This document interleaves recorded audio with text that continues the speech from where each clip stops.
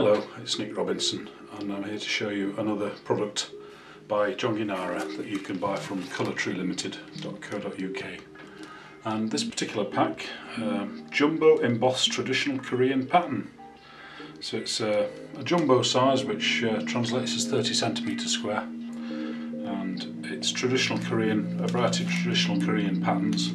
You get 6 sheets in a pack, and it's got plain colour on one side and a pattern on the other. And Colour Tree are selling this in sets of 2, so I think 6 sheets is probably too few, you get through them too quickly, so they're selling you 2 packs of 6. So let's have a quick look.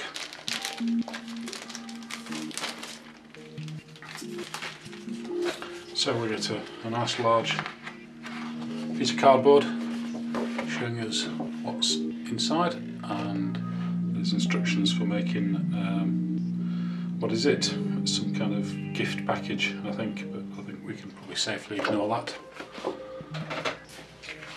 So we've got 6 sheets. Let me see if we can separate them here. I'll put it that way up. So there's the patterns that we get. Quite bright colours, they're not too vivid patterns, it's not going to distract you too much from the creases that you put in the paper. That's sometimes a problem with paper that's highly decorated, you can't see what you're folding. On the other side, let's flip them over. So bright colours, very bright in some cases. So it's going to be useful for making, I don't know, bowls, dishes. It's probably too large to make modulars. Let's have a look at one piece. So it feels good, it's slightly thicker than conventional origami paper. I think when they say embossed, they don't actually mean embossed because there's no pattern there, but it looks like a pattern. It's just printed on, but there is no actual embossing on that, so whatever, it is what it is. It's a nice size for folding, so let's have a go at making something and see how it works. I'm going to show you how to make a design called Mad Dog, which is a design of mine. And we start with the pale colour upwards, and we're going to fold both diagonals. So line up the corners, hold in place and crease. Let me just push these out of the way. Turn the paper around and we'll do the same again. The diagonal.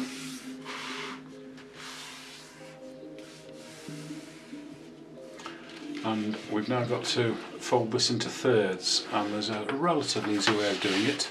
If we fold in half and make a pinch in the centre of the left hand edge, and then we fold from this corner to the pinch. So that's one end where the pinch is, the other end is the corner of the square, and we make another mark on the diagonal. And that new pinch should mark 1/3 of the way, so if you turn the paper around and fold to touch that crease there, then that should be 1/3, and we can test, because if we do the other side and fold it to meet it, that should be the other third, and this should now touch there, which it does. Hallelujah.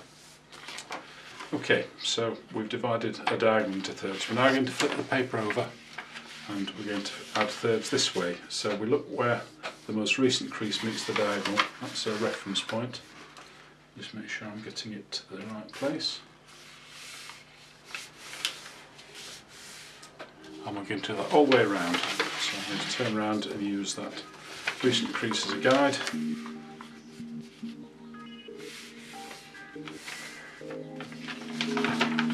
on this way, and we've got a nice reference point there, which we can use. Make sure you're going exactly to the intersection.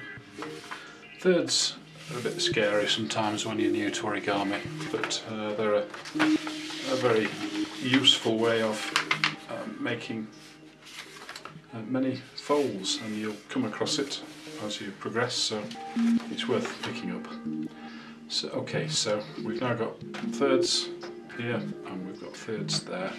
We're now going to look for the corners here, which are, there's the earlier crease we made. We're going to fold the corners, touch that point there, and so we don't forget, we're going to do the other side as well.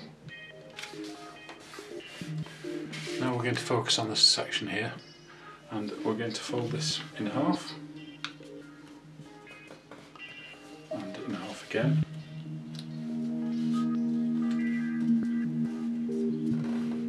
Then we're going to open out and we're going to put those creases in alternately, so one valley and a mountain and a valley.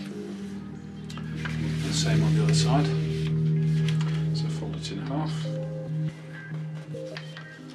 half again,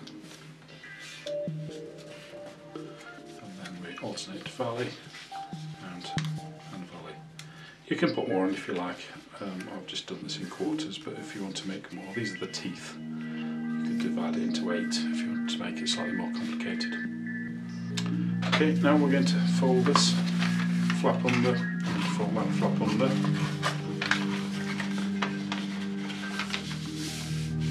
And with a shape like this, we're going to fold over an existing crease there and there. Takes us to this position. Now we fold the outside corner inwards. These are the ears, and we flip it over, and those have come apart. Let me put those back in. So you can see there's the teeth there, and what we have to do is just open this out a little bit, put our fingers inside. All the creases should be there to make that open up. And we do the same on this lower section. Put your fingers as far in as you can and open it out, and then push the sides together. This middle section opens up and we can flatten the paper down like so. And the model is now finished.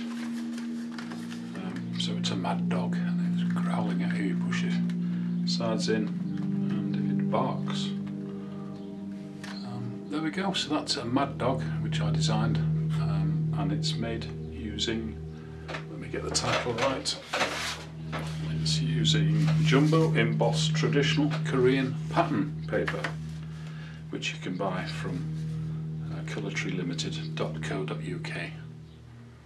Thanks for listening, I hope you managed to follow that, and I'll see you soon.